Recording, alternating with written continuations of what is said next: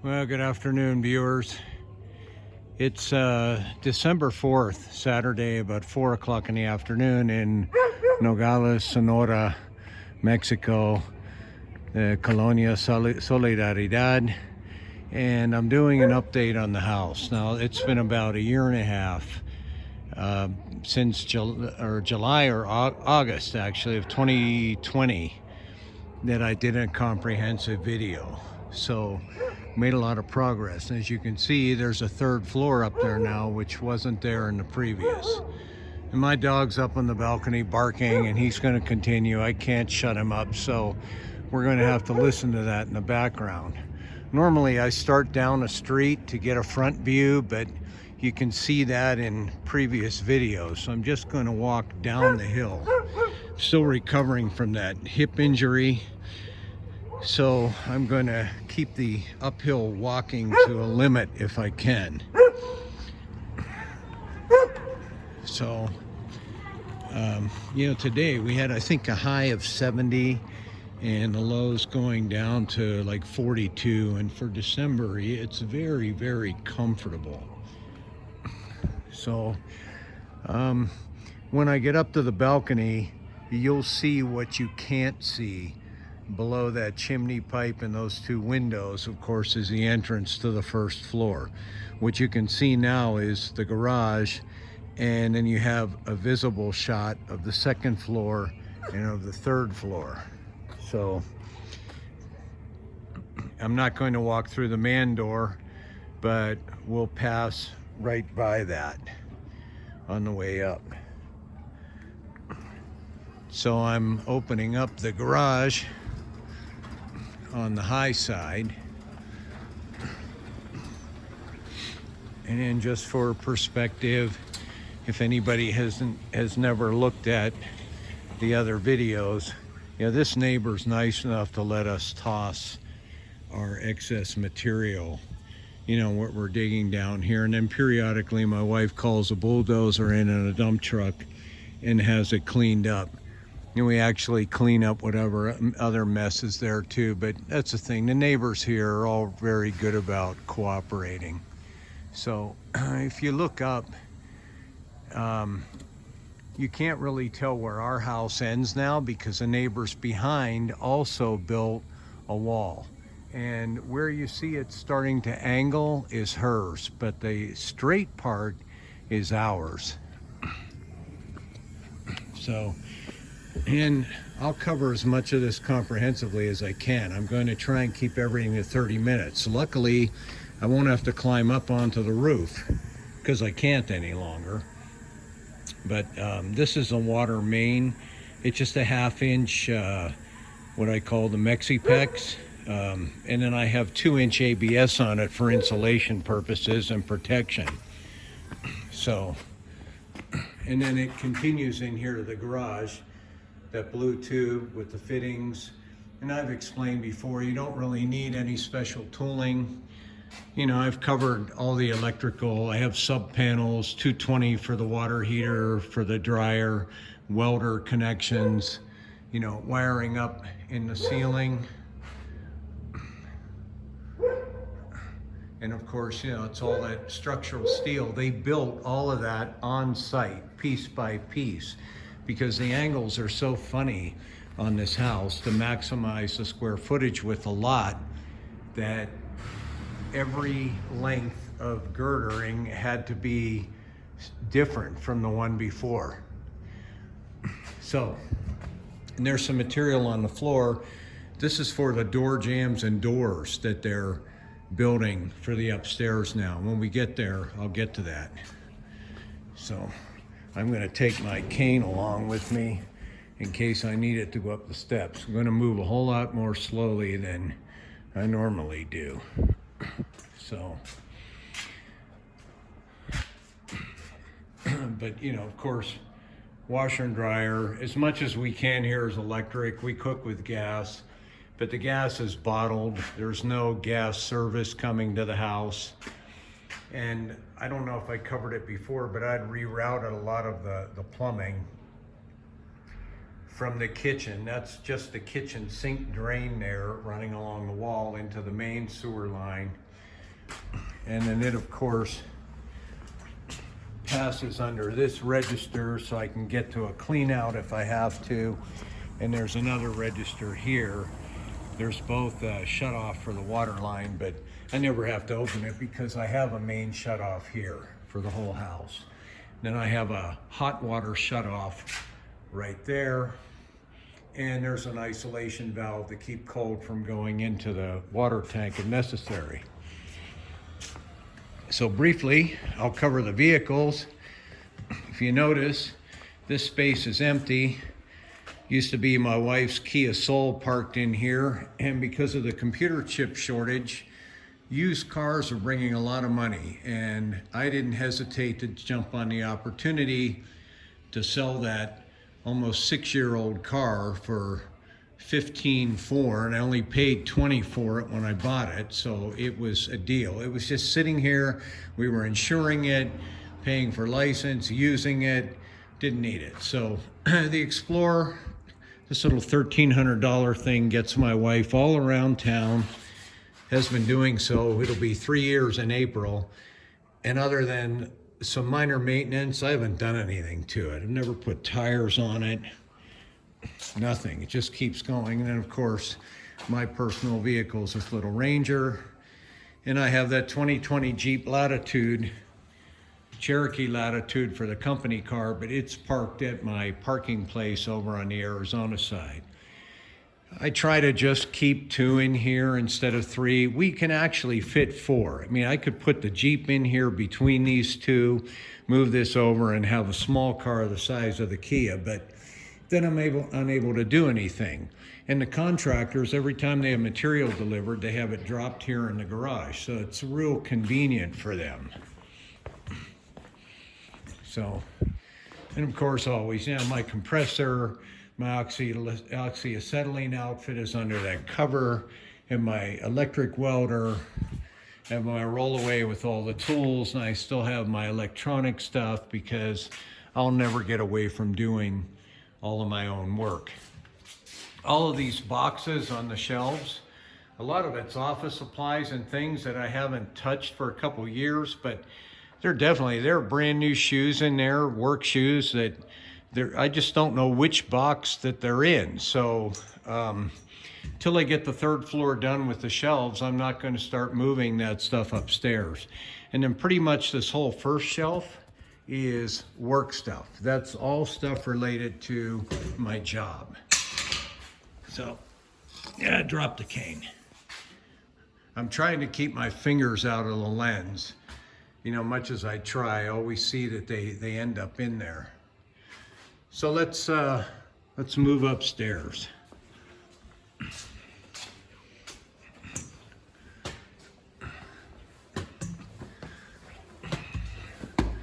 Now, as I'm closing the garage door, I had this loft put in for storage because at one time, all of the furniture that's upstairs, when we first came from California and we only had 2 rooms, I had to have a place to store it or I couldn't work in the garage. It was covering the garage floor. But the contents here have diminished significantly. I have some extra tires there, some that I took off of the Ranger that fit the Explorer. The Ranger didn't have the right size. So I know my dog will start accompanying us on this trip now.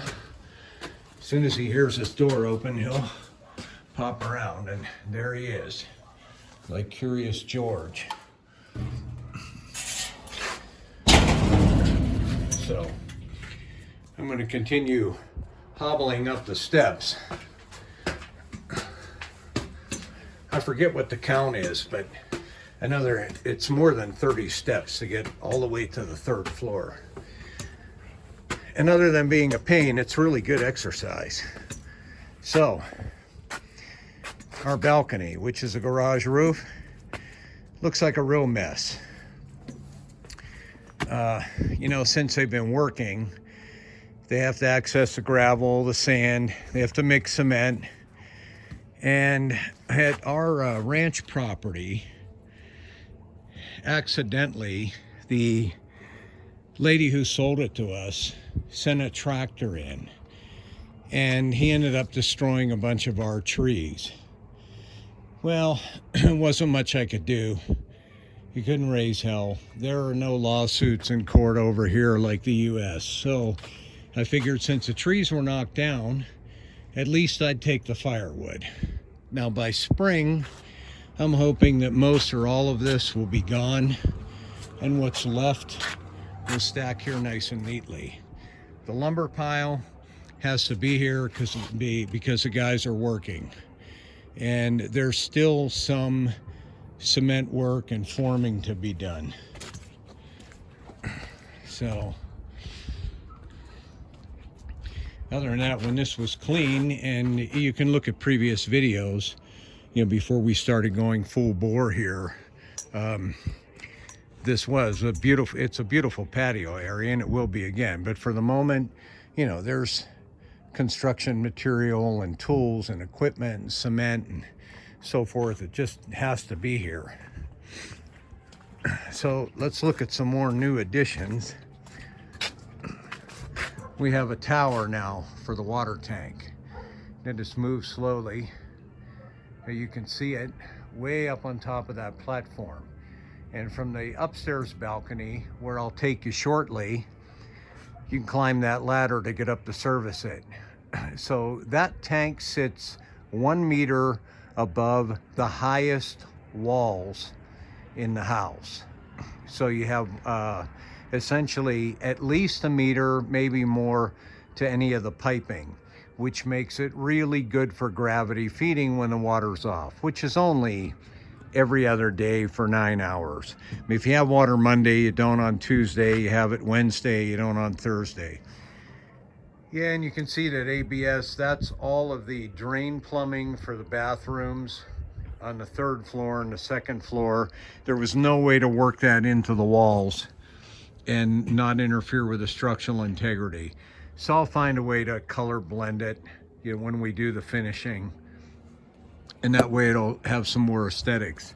Now normally I can walk around this side, but because I had them dig it down to make the platform for that tower, you can see the platform ahead, and there are going to be stairs or graduated levels in here, and it will end up coming above the garage roof. So the water flows down, and this garage roof is actually pitched.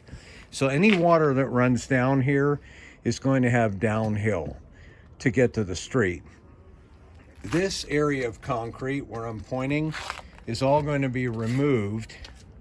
There was an error in construction letting them do that. And what we're going to do is extend the structural steel from the roof, which is below my cane here, and run it all the way back to the wall with the same descent that I have on the front. Because now that it sank a little bit, the water's running between the two, between the roof and the slab, and it runs down the garage walls when we get real heavy rain, and I don't care for that. So let's go inside. Some of this I've covered previously, but you know, here's the kitchen. And again, excuse things. It's winter, so we have firewood here for the burner. There's material sitting around because the guys are working. They're here every day during the week. We now have a door, this steel door with glass on the kitchen, because we opened up this wall to be able to get to the addition behind, which is a pantry and stairwell. And this living room used to be the bedroom. It was the only other room we had in addition to the kitchen. So, and now even these shelves are office shelves, but because nothing's finished, you know, my wife is really good about making use of the space. And of course, this was, for the longest time, our only bathroom. And for the moment, really, it is the only functional bathroom. And it needs remodeling. I've never liked the decor. So, continuing, We have about 16 minutes left to catch everything to stay within the 30. All right, so this is the pantry area. This wall on my left was existing. The wall back there was the wall to the bathroom was existing, and this was all dirt. So we dug this big cube of dirt out and put this wall in, where now I have a new electrical main and this wall. And they're the only real submerged parts, or part of the house that's underground. And they're shielded by the second and third floors from any water, so no moisture can get in to ever push that block. And as I've explained previously, the soil here has to be jackhammered to be dug, so it's almost like building on concrete itself.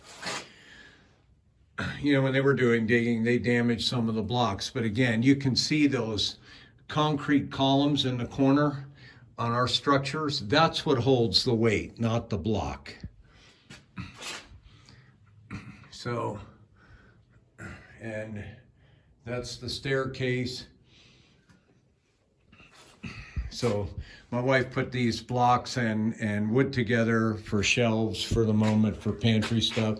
We had to move a lot of stuff out of the corner because we finished the plumbing, or tapping into the plumbing in the corner here to run to the upstairs bathrooms. So let's take a slow walk up the steps to the second floor.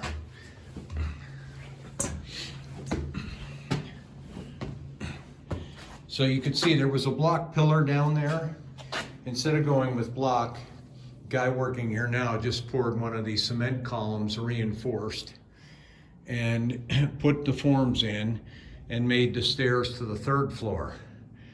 Now, he asked me if he could leave this scaffolding in here, this temporary area, and I said, of course, because plastering and painting has to be done on these walls. Well, that's about 15 feet off of the floor, and it'd be very difficult doing it off a ladder. And I told him, yeah, it's not in the way, just leave it here for now.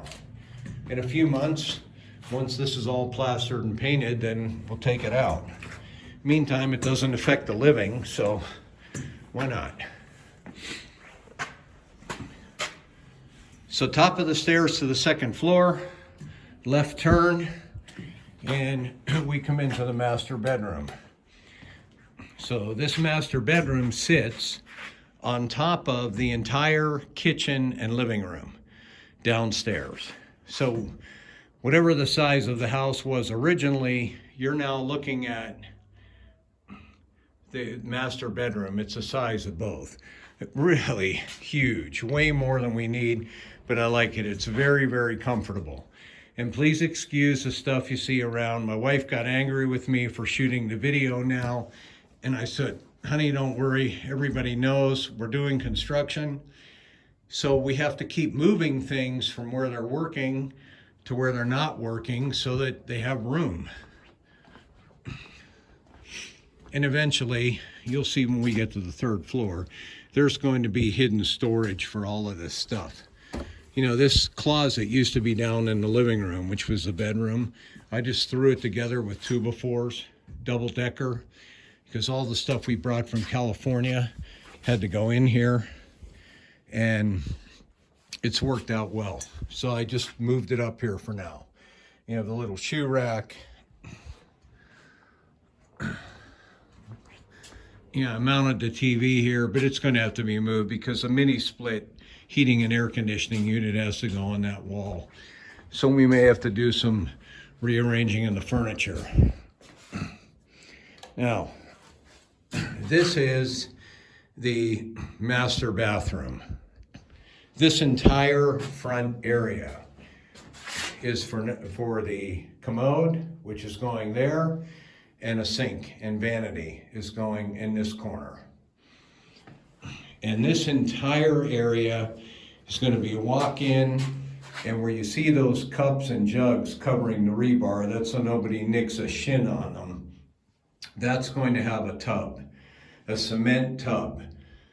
molded in. So it's shower and tub. Now there's water here. The fixtures aren't on, but the water runs. And you know, when I couldn't walk the steps real well, I even showered in here. I just let the water come out because it's hot and cold and running. You know, you have the window,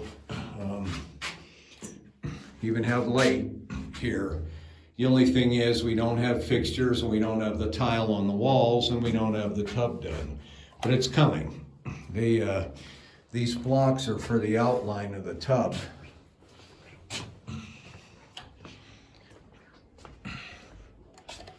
And just quickly come out of our bedroom, come down the hallway, and we have guest bedroom number 1.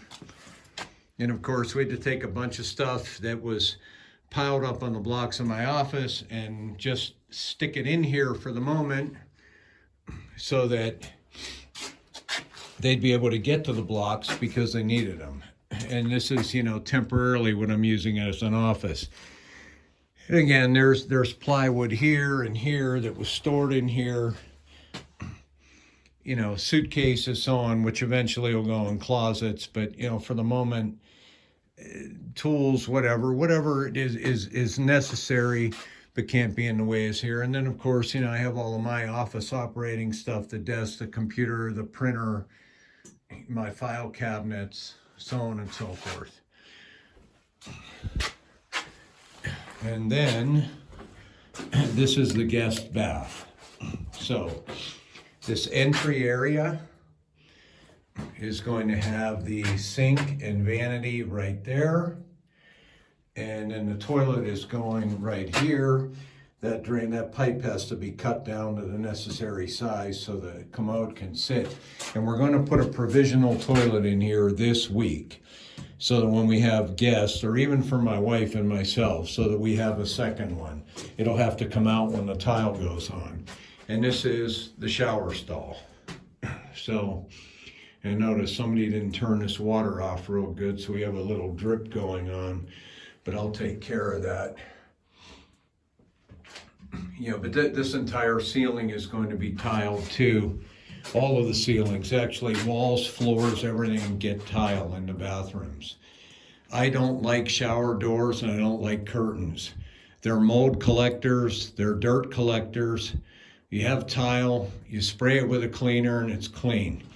You just walk in here to the shower, stand under the shower, very little water is going to splash outside there, you know, and what does can be swept in the drain, and you have something clean and sanitary all the time. So now, these are new since the last video. I kept talking about it. And if you remember, there used to be a roof from right here. And that roof was yet that temporary tin, that ugly tin roofing covering this. And that got us through a year when we only had the second floor. But that got removed starting this past summer. So these stairs to the third floor went in. So now what I used to film, showing it was a roof with that white roof coating, is now the floor for the third floor. Window went in here. And up there you can see the Galvateca roofing and the structure. And it's just beautiful. That's all galvanized steel, but it looks just like red tile on the outside. I always thought it was tile until somebody told me that it was steel roofing. And you can see all those conduits running for the electrical. So even, I can turn the lights on now. I wanted only 2 lights. My wife said 4. So 4 we got. Now, I insisted on the water tower outside, and I also insisted on the plumbing breathers being run outside. And there's a plumbing breather you can see coming out there. It comes from the lower bathroom. I have several breathers. And I told him, turn it on an angle and run it out and up above the roof with an angle, because it only has to draw in air. It doesn't have to go straight up and down. Because one thing I hate are roof leaks. If you have a leaky roof, it ruins everything. If your roof's solid, you can deal with anything else. The more holes you put in a roof, as you know, on the wooden houses in the States, it's always the flashing, it's always the accessories, it's always the vents where the leaks are, and you're forever having to go up there and put tar and repair them. And I just said, make the roof one piece, do not touch it. Anything that you need to run through the roof, you can run through the sides, through the vents, and up. And that way I don't have to worry about rain. And it's rained several times and we're not getting one drop in here. And anywhere bugs could get in, they filled with foam. And there are a couple little areas left where we can see light, where we're going to put fiberglass insulation, like in that area in front. Really, that's like a labyrinth. Water can't get in, but light comes in, which means bugs could, so we're going to stuff that with insulation. We're still discussing what kind of ceiling's going in here, but we may do it in steps, a very decorative. It'll be drywall and plaster on steel studding, but it's going to be done with different levels. I've seen pictures of it, and then there will be like plexiglass for the lighting to come through. So I basically said, the way this room gets decorated, it's mine. This huge door that you see is going into this door jamb. And I wanted it large enough so any furniture, even a king-size mattress, ever coming up these steps, the railing will be here at the edge of this platform. But there's going to be enough room to make a turn to get in here, no matter what size furniture, and a door big enough to get it through comfortably. So it was kind of overkill, but you know, there's nothing worse than trying to fight your way with office furniture and bedroom furniture and what have you through a 3-foot door, especially when you're turning curves. And they're starting to build the door jambs, because there's going to be a door put on here on this bathroom. There's going to be a door put on this closet. This is all a closet and storage area. Part of it will be set aside for guests, and part of it's going to be to house all of that stuff that you see throughout the house. Winter clothing, summer clothing, you know, as my wife does the seasonal stuff. And this bathroom, pretty much like the one below, same way. Vanity in the corner, the toilet, and the walk-in shower with the wall. And now they're still up here. They're going to have to put a cement chain, just like this, you know, or cement beam, just like the one I'm touching. It's going to finish and come here so it ties into the wall to give this more sturdiness. And then part of the ceiling will go on top of all of these, the drop, and there will be attic space. And somehow or another, we're talking about having an entry in here so that I could even do some storage up in the attic if I wanted to. You know, I don't know what I'd store up there yet, but it's always something. You can always use more storage. So that's the plan, but that's where we are now. And you can see how those doors, here's one, this is pretty much finished. The door frame and the door itself without the panels. But there's 1, 2, 3 doors on this level, 4 or 5 on a level below, and then I'm changing the door on that downstairs bathroom, which has always been warped and not working very well. So we're coming up 29 minutes. So let's get to the last part. So from my 3rd floor, I walk out on this balcony. What's beneath me is the master bedroom, our bedroom. So this is the roof of the master bedroom, which is a balcony. And then, of course, here we have the water tower. And I'm not going to climb up there to do the details. And you've seen the roof from the street view and the rest of it. So that's it. There's my neighborhood, Nogales, Sonora. Looks like I'm going to make this in 31 minutes, so I hope YouTube is forgiving and lets me run it. And again, too, you know, there's still a lot of metal here because they're working, they're welding, and so forth. So that's it for now. Thanks for watching. I'll shoot another one probably in 6 months with the progress, but in the meantime, everybody's been asking, where are you with the house? So yeah, I figured I would do this. Take care, everyone. Happy holiday season.